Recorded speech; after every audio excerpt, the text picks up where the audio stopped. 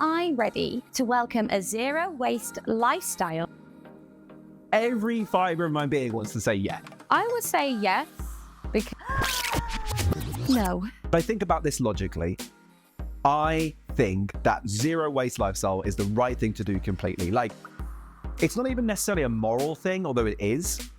Logically, we should all live a zero-waste lifestyle because that's the only way we're going to tackle the environmental issues that we have at the moment. I really am all for trying to reduce waste and plastic and things that are already polluting the planet. I try and buy recycled or bamboo bits for the bathroom, and I want to look for recyclable clothes and recycled cleaning products that use recycled bottles. I take my tote bag, no plastic for me, and I walk out feeling super proud.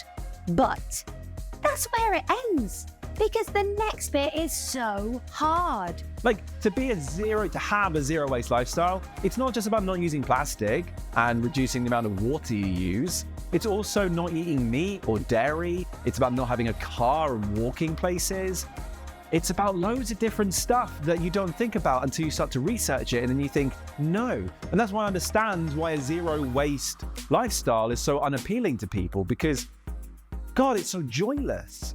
But as much as I would love to fully embrace a zero waste life into my life, I feel right now I can't because of how much it will cost and to just change everything. But you know what? I don't think it's my fault. I think it's the big corporations that need to make the change. Force us to not use any plastic in your stores. Force us to bring our own bags. Just saying you have to pay 10p for a plastic bag at the checkout is not working. So I think it needs to come from the top, and it's not our fault.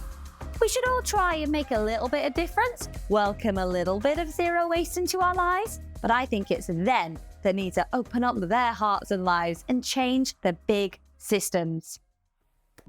Anne Marie Talks